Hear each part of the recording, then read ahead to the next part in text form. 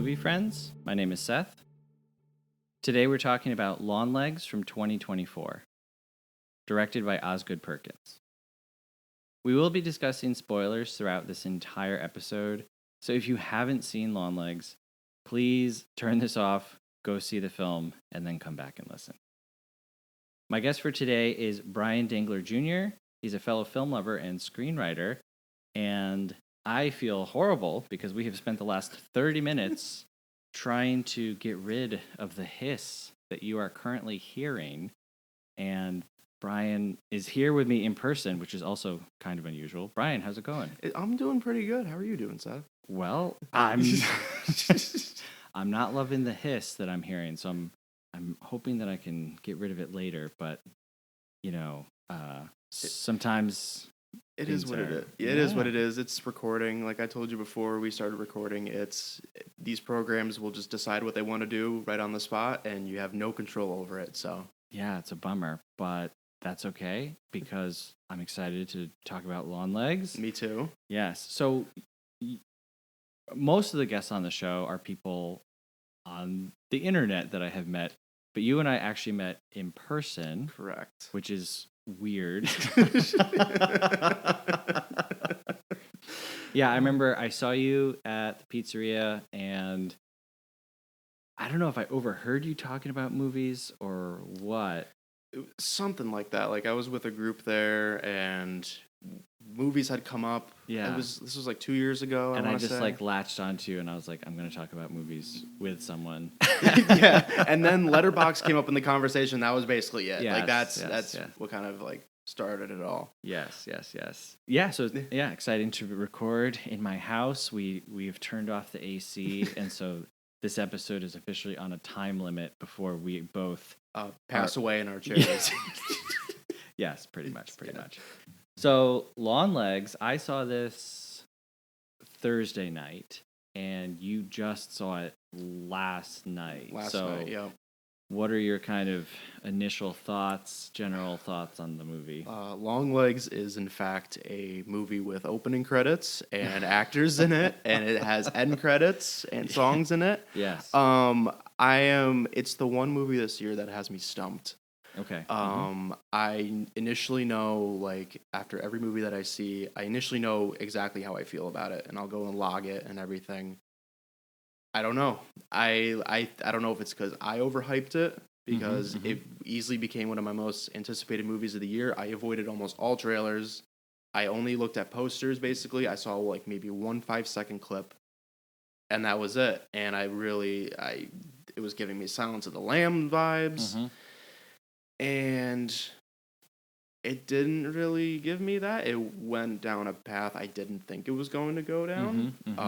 From other people that had seen trailers, they kind of knew what was coming. Like at least like some of the like the later trailers released. I did not know anything about that. But we'll get into specifics later. But yeah, I'm like 50-50 on that. I was ready for it to be my favorite movie of the year. I don't even know if it's in my top 10 at the moment. Wow. Okay. Yeah. I am in the same boat as you, but perhaps on the other side of you. I'm also pretty confounded by this. Not to say that the film is confusing. If anything, the film is not confusing because it lays out for you exactly what happened 30 years ago, what happened 15 years ago, what's happening right now. It tells you all of its details, I think, kind of throughout the movie. Like, I found it to be really predictable. And if you listen to the show, you know that I'm not like the smartest person on earth, and that I'm not like, oh, I figured it out. Oh, I'm smart. I just thought it was really, really predictable, but it still gripped me enough that I didn't care that I knew the stuff, as far. And I was the same as you. I heard, this movie's coming out, Longlegs. It's a horror movie with Nicolas Cage. And I, like, clamped down. Absolutely, yeah. I was like, I don't need to know anything else. You sold me on it right there. Yes, like, it's Nicolas Cage. It's a horror movie. I'm done.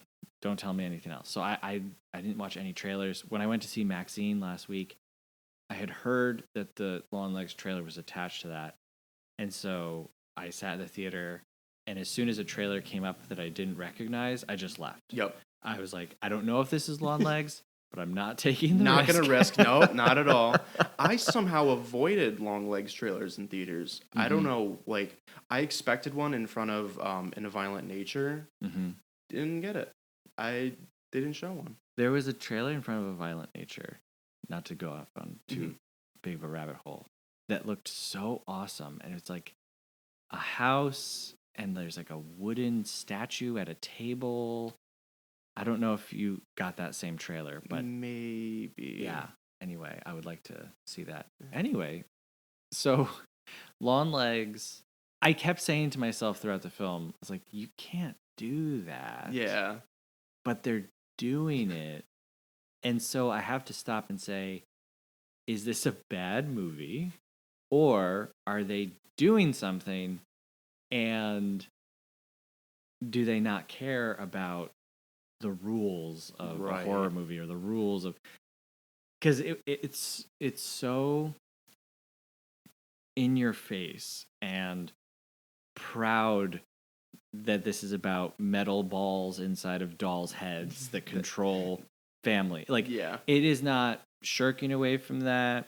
We've got a small cast, so we're really focusing. This isn't like a world traversing. No, different people are giving different interpretations on what's happening.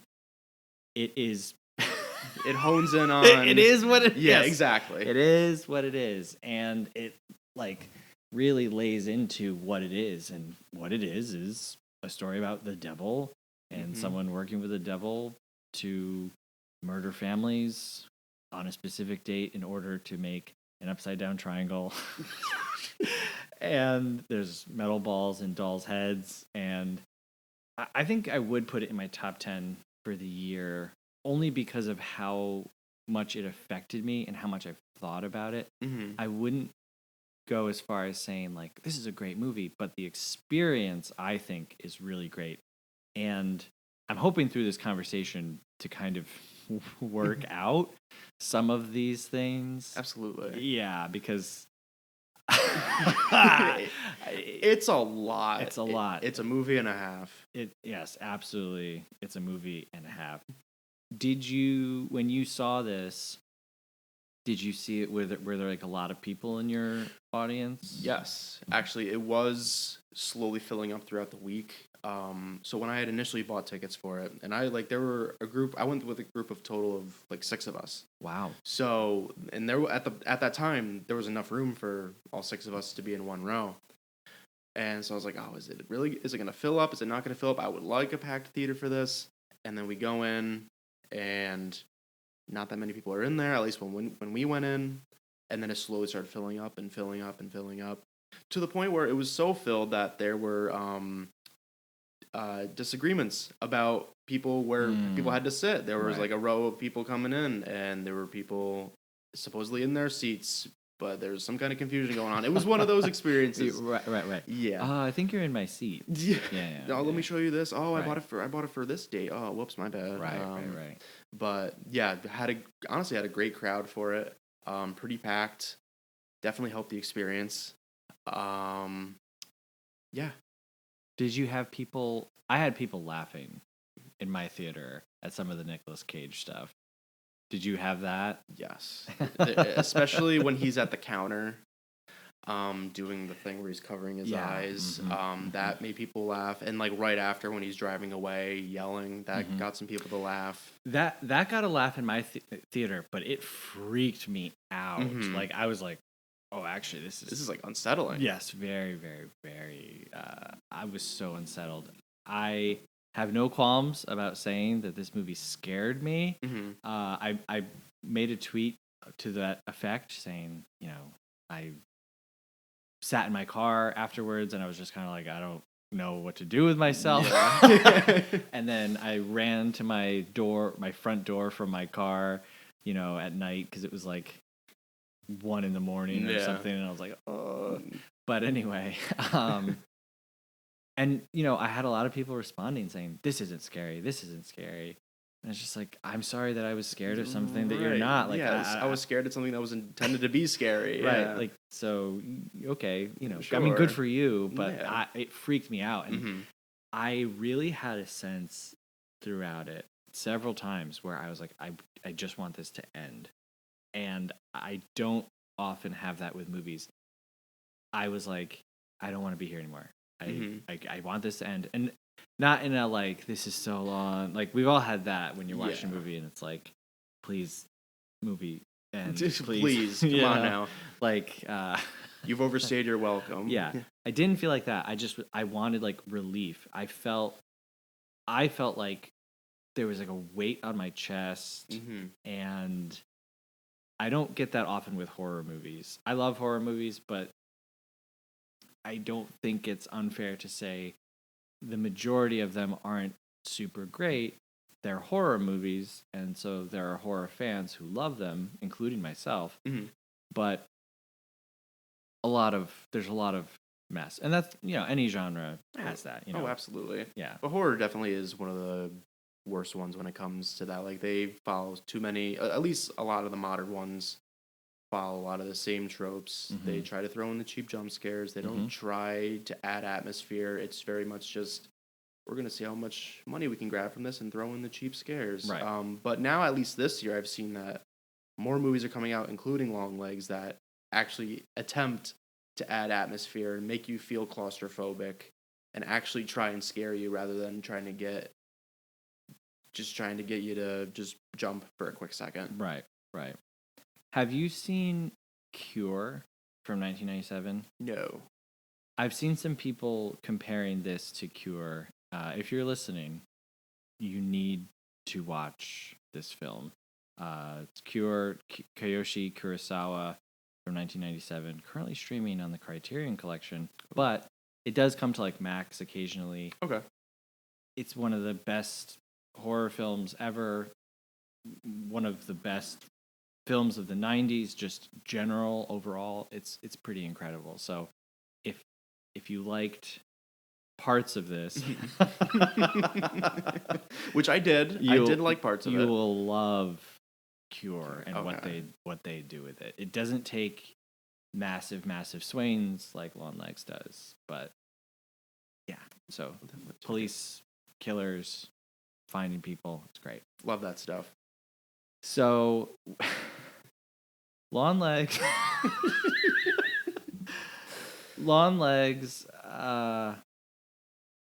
stars Micah Monroe as Agent Lee Parker. How did you feel about her performance, and also follow up to that, her character?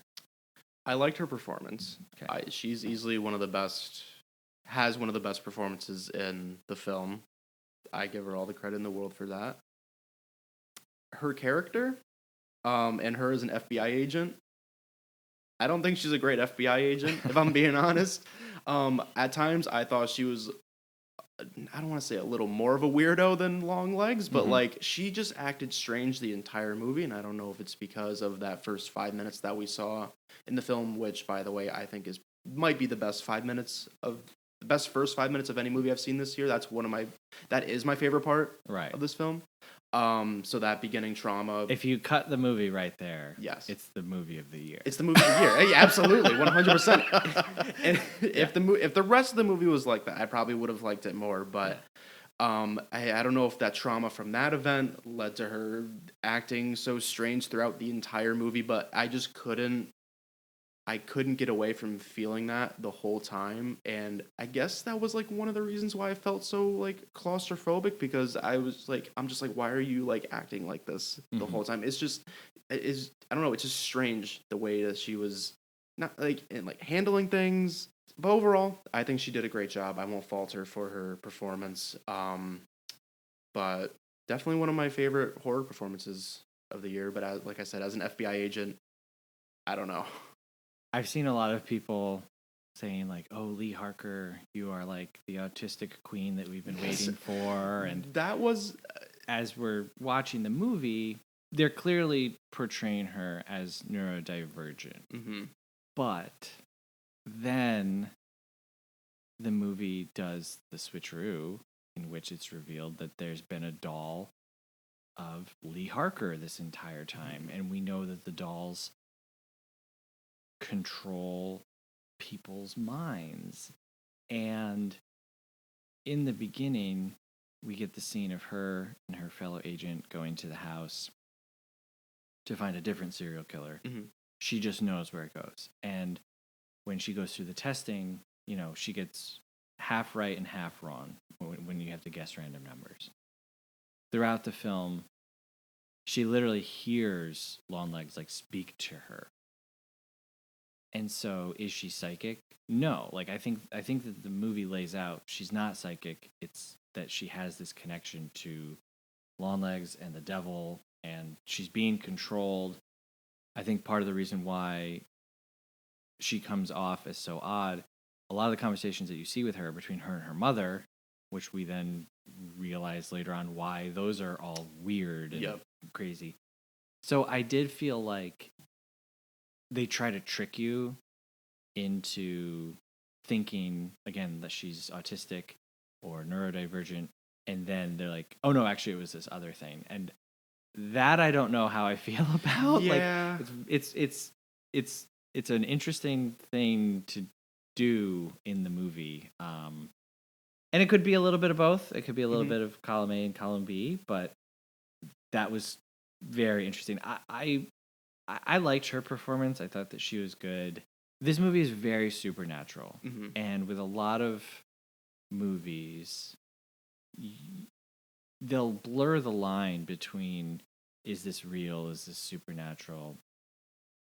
And so as the movie starts, I'm like, okay, I'm not really sure exactly what's happening here. And by the end, it's like, oh no, it's all supernatural. So when she cracks the code right away and figures out where, the connection between the barn and the person, you're like, oh wow, she's a really, really smart, good agent. And then again, by the end, you're like, wait, is she? Yeah. Is she, or what's happening? And I was mostly we find out that Longlegs lives in her mom's basement. Mm-hmm. And so for years has. And so I'm like, do they have dinner together? Because we see him go to that store and drive a car, and he's getting supplies. And so we're not doing the supernatural thing where he's a Pennywise entity that, hides and then comes out to feed. For all intents and purposes, this is a normal guy. He's a guy, who is in league with the devil, and so he's got to eat, Yeah. He's a person made of human parts, and he's gotta, It's so that, and that's okay. And those are the things that, as I'm watching the movie, in my brain, I keep saying, wait, you can't do that. Wait, it can't be that. Oh, it is that. Okay. And again, if you're listening to this and you love Longlegs, trust me, I am in that boat. It's just, as time has gone on and I'm thinking about it, and I know that people love to say, well, it's a vibes movie. It's a vibes movie. And I think that can be a cop-out sometimes. There are movies where you look dumb for trying to piece them together. It's hey, clearly you missed the point. So I'm not trying to poke holes in Longlegs. I just think that the movie leaves you with a lot of questions. Yes, absolutely. And actually going on to the cop-out thing, that was one of my main cons for this movie, and I think I may have mentioned it before, where I think if the movie was a little more realistic in terms of its presentation and even just the story itself, if you go along the lines of something like Zodiac or Silence of the Lambs, even though Silence of the Lambs is a little outrageous in the second half of its film, the satanic stuff to me almost, and the paranormal stuff, it almost felt like a cop out to make these families act the way they did and have having them kill each other and stuff Mm-hmm. like that. Like, I don't know. It didn't sit right with me after the end credits. Mm-hmm. Upon a second viewing, I'll probably it may sell itself to me after that. Yeah.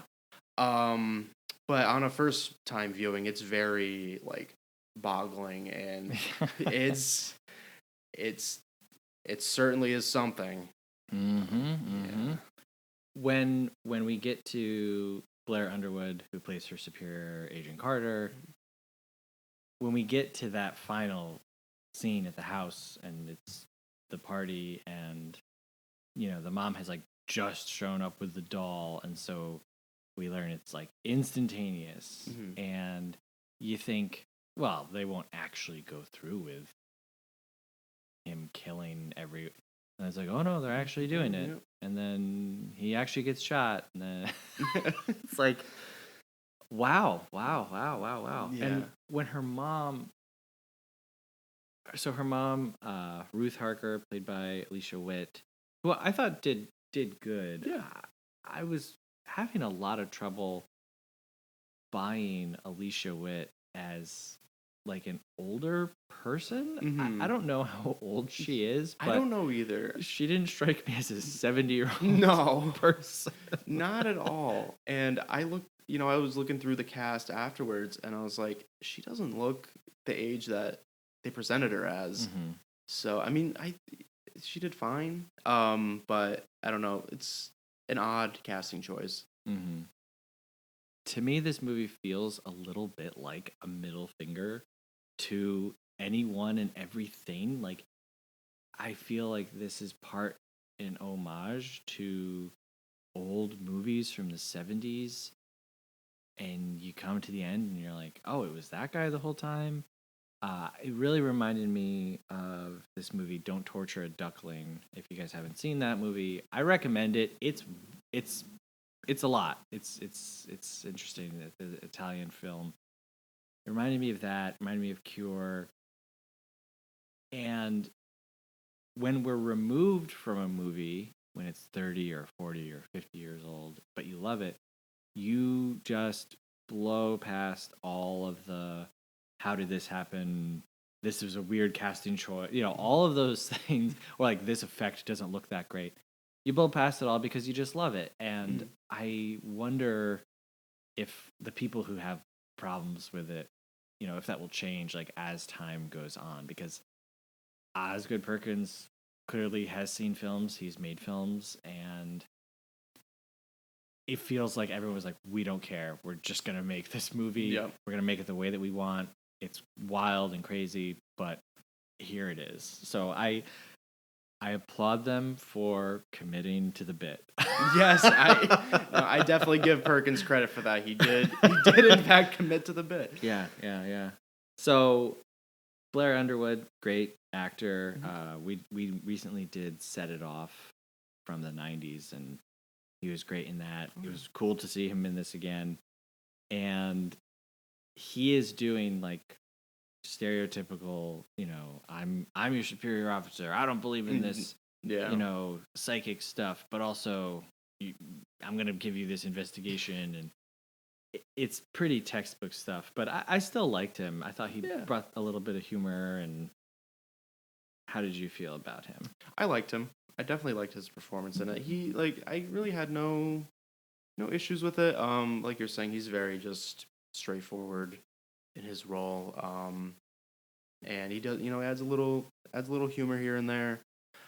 I'm not sure how I felt about him in the end. I think he did a good job with blowing up at that very end sequence. Yeah. And the one line that gave me chills that he delivered tremendously, and I believe it's when they're about to go to the kitchen to cut the cake, and the wife says, "Oh, like we'll both be right back." And he says, "Oh, I'll be, but you'll still be in the kitchen." Very good selling of that line. Probably might be the most, even after everything Longlegs said, that might be one of the most chilling lines in the movie. Great performance altogether. Yeah. The dialogue in this, some of the dialogue, it's all stuff that is just like a little off. And it's like enough that it feels like when you're having a nightmare, and nightmares aren't always, oh, someone's running after me trying to kill me. Sometimes in nightmares, it's just that the world is off and it disturbs you and it unsettles you. That was that was a big takeaway for me from this movie, is that everything, and it's included in my notes too, and I felt this right from the beginning, from that first investigation, trying to find the first killer. Everything just feels like some off-putting dream sequence or like a fever dream, and it just, that adds to like that bit of like claustrophobicness in it. And that was another reason that made me feel like a little uncomfortable during the whole thing. It's just like, it didn't feel as traditional as the 3 movies that I thought this was going to be, you know, fully based off of, or not based off of, but like inspired by Silence of the Lambs, Zodiac, and Seven. It didn't feel like a traditional, straightforward thing. It just felt like this whole world just feels off-putting. Definitely one of my bigger takeaways from that. Like, from the beginning, I just felt that the whole time. So we talked about Micah Monroe as Lee Harker. I don't want to propose like a hard and fast theory, but is the FBI doesn't stop any of the murders? No. Actually, like the only person who survives is her and Agent Carter's daughter at the end. Longlegs basically gives himself up. Doesn't appear to be upset to be in captivity. Kills himself because it's like, well, the work is finished, right? The triangle is done, and he even says something like, you know, I'm not just going to be here, I'll be everywhere. Okay, fine. And you don't need to answer this, but I guess just for food for thought for everybody, and I would be very interested, if you're listening, send us an email, moviefriendspodcast@gmail.com. Let me know what you think. Is Lee Harker like under his control the whole time? Because at her house, he comes in and drops off a note. Right. Doesn't hurt her. Like, no. He knows who she is, and the doll still exists. And so we know from Carrie Ann Camera, the character who is in the institution, once her doll is freed, you know, the metal thing is freed from the mind, that she snaps out of it, is talking, and then after she sees Longlegs, she kills herself. And so Harker's doll has not been destroyed throughout the whole movie. So is she under the control of the devil the whole time? Like, I don't know. There are definitely, like, that's definitely a really good theory of it. I genuinely don't know. Yeah, like I'm not like, it's a really good question to leave yourself with. And it's definitely not something they definitively answer at the end either. But I guess that would be a reasonable explanation for like we mentioned before, with the certain ways that she acts. Or even at the very end, she just lets that murder happen. Just kind of just stands there and just doesn't react to it, kind of, sort of. And then it's about to happen to her, and then she kills him. Definitely something that I'll look out for, I think, because this is definitely something I want to view a second time. Yeah. Hopefully soon. I'm going to maybe go and see it in theaters again. But yeah. Yeah, this might be a required second viewing for me. Like, it might be the first movie this year where I think that, like, to fully get a final opinion on it, if it even is a final opinion, a second viewing, at least in a theater, would, at least, it feels required for me. Yeah, I've seen a few people who've seen it 2 or 3 times at this point, and they've all said it's better on a second watch. It makes more sense on a second watch. And so, again, I'm wondering if that's kind of what's happening Yeah. there. Now, like, knowing everything you know Right. going in, because, Right. you know, I kind of overhyped it myself, thought it was going to be one thing, watched it, got something completely different. Now that I know that, because will like it be even better? in the barn, in the Camera family barn, like we're told X marks the spot. He's leading her to the evidence. It's not like the police are uncovering things or, you know, the FBI, whatever. They're not thwarting him. They're just learning the story along the way, and everything still goes according to plan. And so, and then there's a few times where she will literally hear a voice tell her like where to look or where to go. So, yeah. So we've talked about different folks. Nicolas Cage has Longlegs. How do you feel about this? I liked him a lot. Okay. I actually wanted more of him in the movie. Wow. Okay. I did. If the movie was longer, I would have wanted just more of him and like any antics that he's doing. That's why I kind of wish that it was just him, like, kind of pulling the strings a bit, rather than Lee's mother also being a part of it. Because if we got more of him, maybe my opinion would change a little bit. But he was my favorite part of the movie. Loved him. Killed it 100%. I love his look, everything. And I've heard that he has, or at least he requested that he ad-lib some stuff in the movie. From a Q&A that Osgood did for Longlegs a couple weeks ago. I fully believe that that's true, that he definitely probably did ad-lib some stuff, but he killed it, absolutely. We talked about, you know, the opening scene, and when he says, you know, oh no, I wore my Longlegs, but what if I did this? And then pops into frame.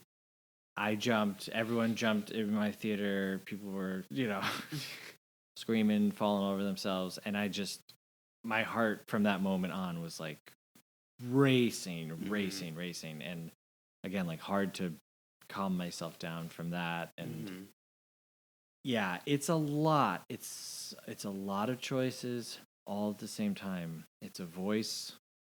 It's an interesting character.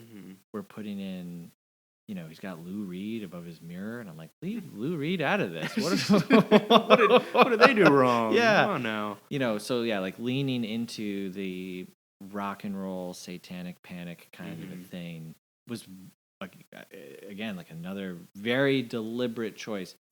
He's not one type of bad guy. He's like this very specific dude from the 60s and 70s who was into T-Rex and Velvet Underground and you know and apparently the devil, and got in league with the devil somehow. So it's a lot of huge choices. I think that this is even beyond the dolls and the metal balls, because I can see a world where that's the explanation for what's happening. Okay. But like it feels like they put all of their crazy eggs into that one basket. Yes. And just went for it. I think it works. I think there are some horror rules, again, that we're kind of breaking, where you don't show the monster too much. You don't focus on it because it takes away from how creepy and unsettling it is. And while I don't think that the rest of the movie carries the same punch as that opening, focusing on him and spending time with him, I think it to me, if you hate this, I would say I understand. Or if you love it, I also understand. Like, it's a big swing. Oh, absolutely. And it's a complete opposite of what other horror movies have done. So it's not a show not tell, or vice versa. They very much show him. And they very much do that. And I did like a lot showing what he was doing outside of pulling strings, like just him interacting in the real world for a little bit. and him, at the store, and him driving and stuff like that. I think that stuff, it was needed at some point. If they held off for a little bit longer showing stuff like that, I wouldn't have mind. I think it may have helped his presentation a little bit, made him even that much greater, but it didn't hurt. I don't think it hurt his performance or how they portrayed him at all. Yeah. Did you see Beau is Afraid? No, I did not. So Beau is Afraid, it's probably the movie that I would compare this to the most because of how it makes people feel, and some people really love it and some people really hate it. And there's a moment in Beau is Afraid where, even though there's all this insanity before it, where you're faced with something, and I won't say what, you probably know just from being on the internet, but it's there and it's in your face, and you're kind of like, wow, they're really doing this. And that's how I felt with Nick Cage in Longlegs. It was like the thing from Beau is Afraid, just as a performance, and as someone who loved that movie, I was like, man, oh man, oh man. We love the 3-act structure. We love the tricks and the things that make us feel certain specific ways, and we love movies and how they manipulate us. But to make this movie and just go for it, like I said, I really applaud them for... Absolutely. So I want to ask you, I keep bringing it up, I want to ask you what you thought about the dolls and the metal balls. Did you like that? Did you hate it? Did it make sense to you?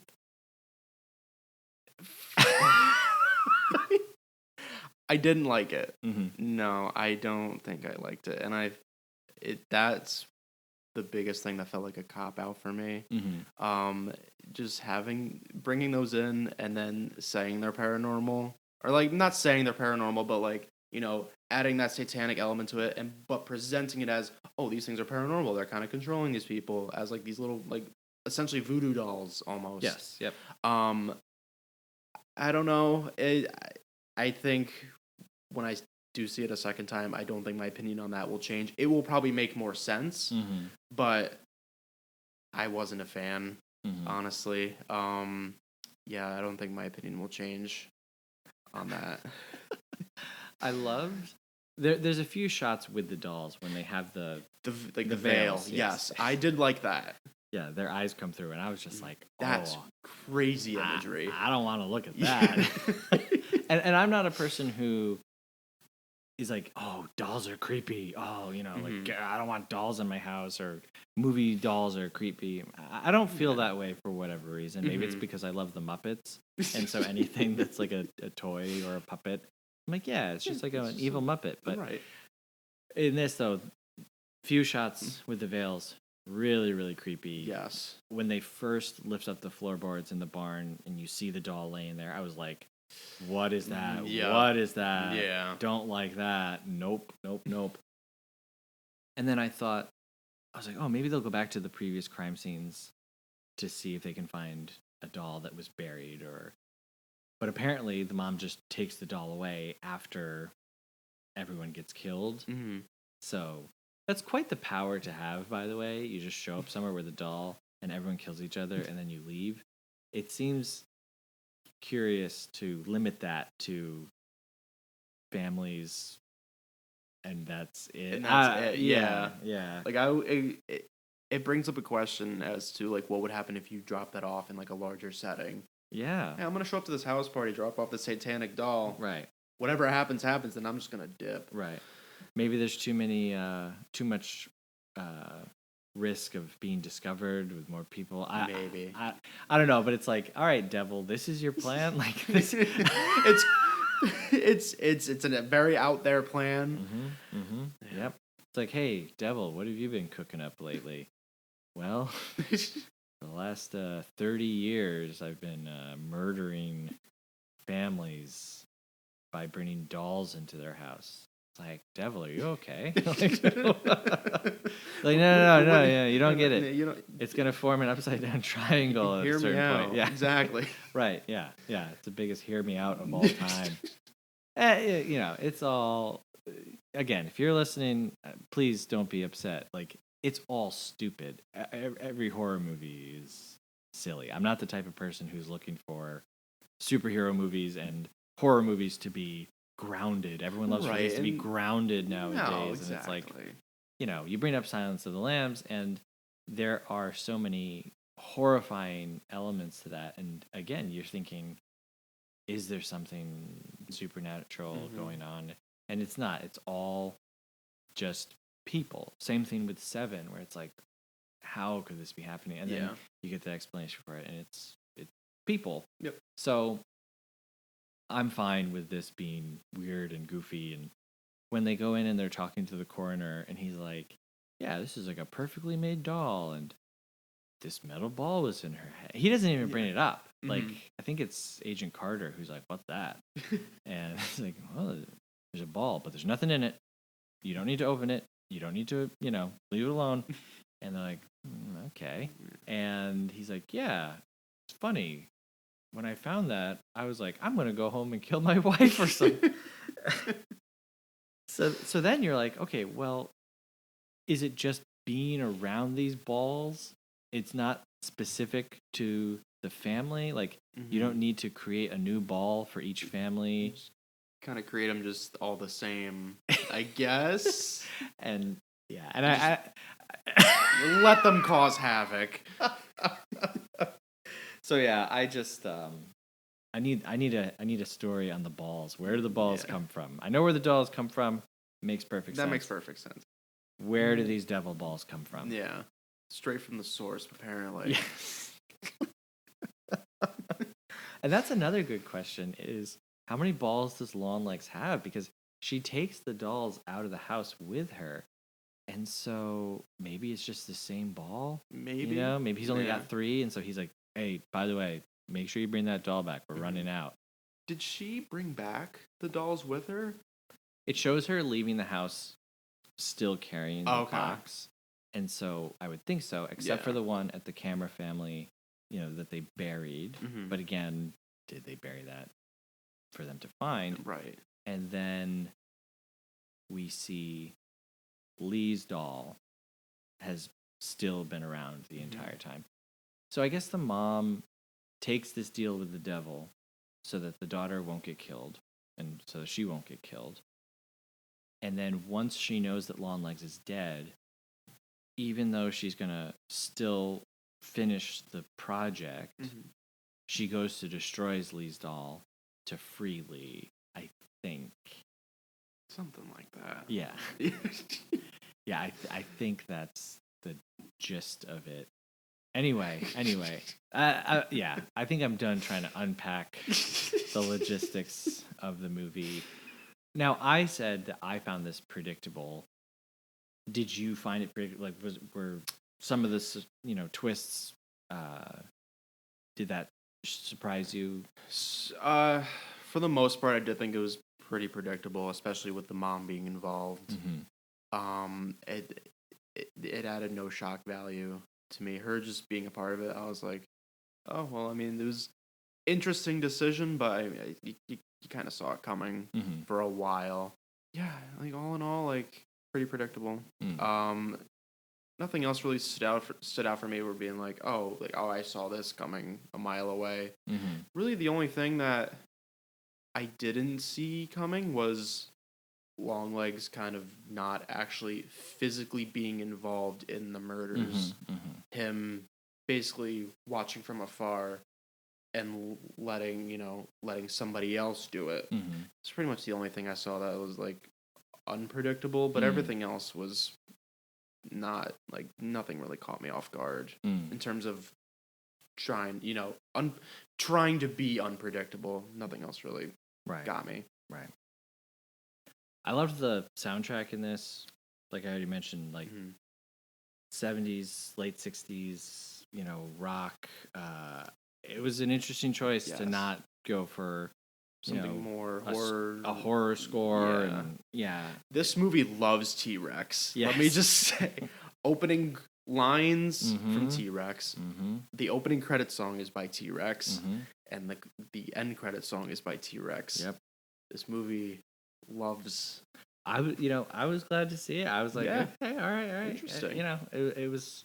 It was funny to see, like, it ends with Bane gone, and, Yeah.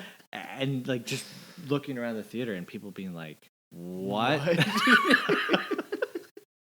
And this was cool to see with a large group of people. I went by myself, but large crowd. Everybody, when the movie was over, like nobody just got up and left. Yep.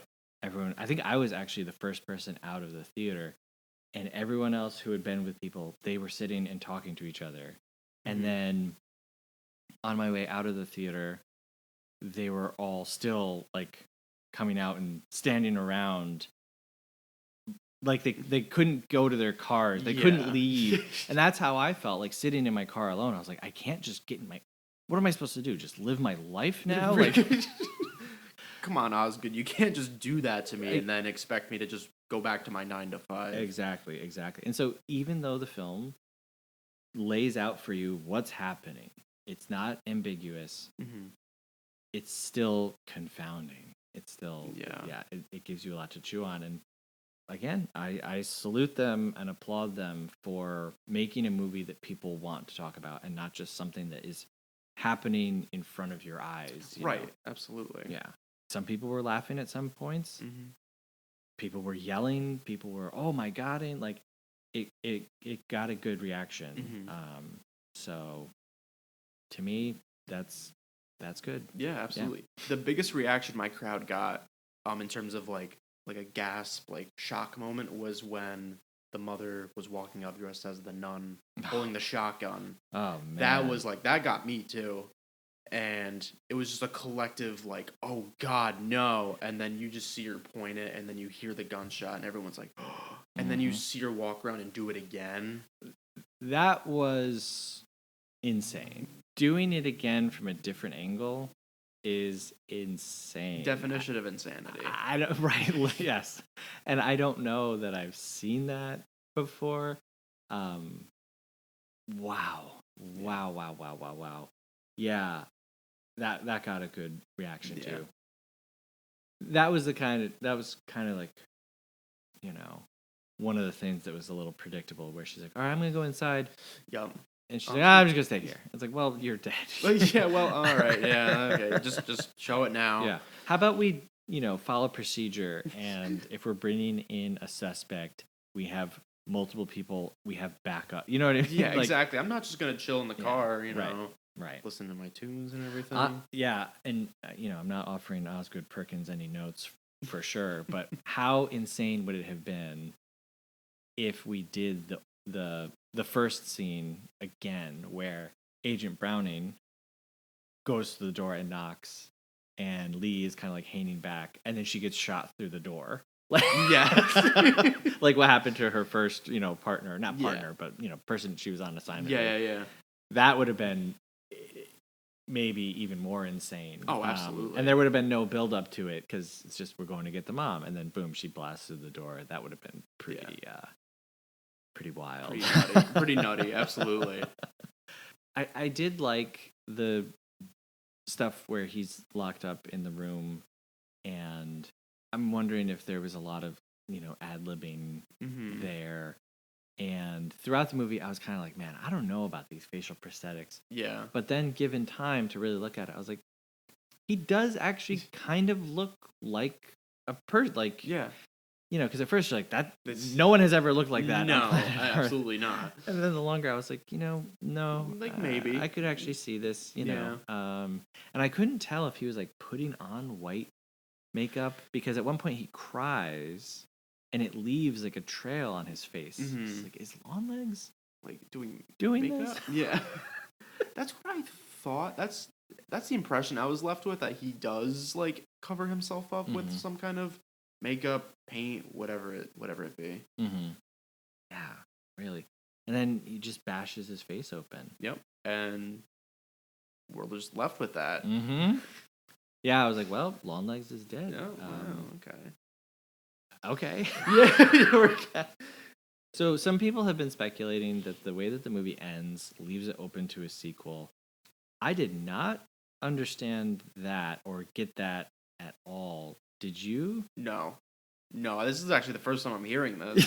Yeah, so I'm like, I think it was a pretty definitive end. I don't know what else they could do. I guess like everybody's dead. I Right, don't know. everybody's dead. Yeah, like everybody's dead unless they like it's a cinematic world kind of like movie. So like maybe she works on a different case. So it's not necessarily a sequel, but more of like a spin-off or Right. something like that, or something that ties in. I don't know, but in terms of a direct sequel, no, I don't think it needs it Yeah. at all. Yeah, like if Longlegs in that interview said, I made a deal with the devil and he promised me that if I did this pattern and if I did this thing, that I would become immortal and that, even if I died, I would if they went into that, then I'd say, okay, yeah, sure, there will be a sequel, and that's why he kills himself because it's done and his mortal body doesn't matter anymore but and again, this is not a movie that's afraid of explaining. We get Alicia Witt just give a whole exposition dump with visuals, flashback, like Yup. we get everything explained for us. All of our Yeah. questions are answered. So yeah, I did not think that there would be a sequel to this at all. I'd be really shocked. Very shocked if a Longlegs Part 2 was dropped for whatever reason. Yeah. It's not needed. I've seen other movies, like they end and I'm like, all right, no sequels needed, and then they do it. It works, but I just don't see it working with something like this. There's like what else is there to tell in terms of continuing this exact story? Right. Yeah. Yeah, and again, Longlegs is gone and the movie's named after him, so it'd be weird, you call the movie like The Ghost of Longlegs or it's pretty weird. Yeah. Oh, absolutely. Just want to mention Kiernan Shipka as Carrie-Anne Camera. We already mentioned her. I knew looking at her. Again, I went into this not knowing anything other than Nicolas Cage horror movie. I knew as I'm staring at the screen, I'm like, that's Kiernan Shipka. But also I was like, I actually don't know if that's Kiernan Shipka. Yep. Like, it looks like her. It sounds like her.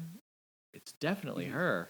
But she's doing something very different. Yeah, very different. And again, my hat is off to her for having a great one scene in a movie that doesn't necessarily like steal the movie, but it's nice to see. It's a big performance and absolutely. Something different. And looking at the cast on Letterboxd afterwards, like I had to double check, make sure, and I'd seen her name on there. I'm like, good for her. Good. That's awesome that they were able to slide her in there. Yeah. For at least a scene. She had previously worked with Osgood Perkins on The Black Coat's Daughter. Oh, okay. Yep. Okay, that makes sense. Yeah. One thing I do want to say is at the beginning of the podcast, I was thinking about this yesterday. Before I even saw the movie, I planned a joke to tell. Oh, and please. Now it's I couldn't really tell it because how I feel about the movie, but I was gonna say Osgood Perkins, more like Oz Great Perkins, because that was a great movie. But now I can't really tell that because I don't know how I feel about the movie yet. Right. So well, you just have to change it to Oz Okay Perkins. Oz mildly average Perkins. Yes. I don't know how I would rate this movie. I could rate this movie as a 1-star movie, a 5-star movie. Yep. I could say that it's schlocky and exploitation. I could say it's a genius ode to older horror movies, like I said, that just did not care.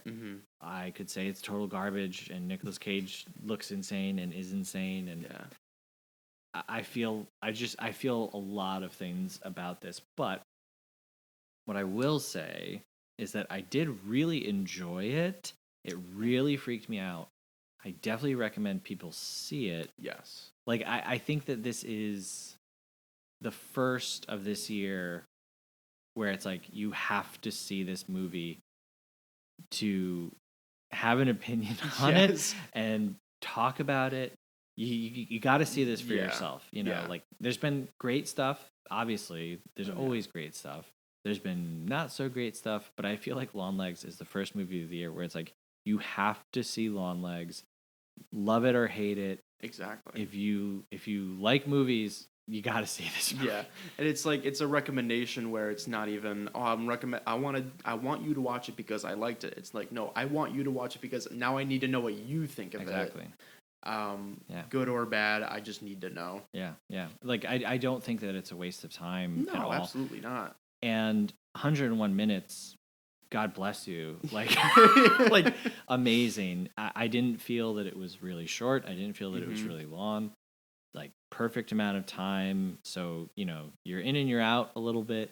And so if you hate it, it's not, you haven't wasted your entire life. Right, on it. exactly. It's not like, oh, I want you to go watch this 3.5 hour long movie and now come back and tell me how you wasted your time watching this thing. Right. Yeah. And so it's a must see for horror fans. It's a must see for movie lovers, and it will get you thinking and hopefully get you talking. So if you'd like to talk to us, we'd love it. If you send us an email, moviefriendspodcast@gmail.com, please let us know what you thought about Longlegs. Because chances are by the time I get that email, I will also still be thinking about Longlegs. Where did the metal balls come from? How did you feel? Did they come from Satan himself? Right. How did you feel about the twists and the turns? And did you hate this movie? Tell me why you hated this movie. Please. We would love it. We'd also love it if you'd give us a rating and a review wherever you are listening. Just as a reminder, we are trying to beat the Jamie Kennedy podcast in Apple podcast reviews. And we are gaining on him, but we need your help. So if you're listening there, please give us a rating and a review. If you listen anywhere else, it's cool too, helpful. You can also support the show, patreon.com/moviefriendspodcast. $5 a month gets you access to all of our additional shows, our patron Discord, and you get to vote on upcoming movies every month and monthly themes. Wow. Isn't that crazy? You want us to do Nick Cage month? Guess what? If you sign up, you have that power. Wow. Amazing. Well, Bryan, thank you very much for coming out on an early Sunday morning. And of course. Thank you for having me. Bearing with me through technical difficulties and hissing. And yeah, where can people find you online? I'm not on too many things. You can find me on Instagram at Bryan Dangler Jr. You can find me on Letterboxd at WickDriver. That's where I post all my reviews, my lists, all that good stuff. That's where I would recommend if you want to see my opinions on movies. I will be putting out a written Longlegs review at some point. If you want to check that out, that's where you'll find me. But that's pretty much it. Very cool. Very cool. And hey, that's pretty much it for this episode. So yeah, thanks, Bryan. Thank you. And thank you very much for listening. Till next time, have a good one. Movie Friends is produced by Seth Vargas and Michelle Rubenstein. Music by Anthony Pecora. If you like the show, please subscribe and give us a rating. It really helps us find new friends. Thanks!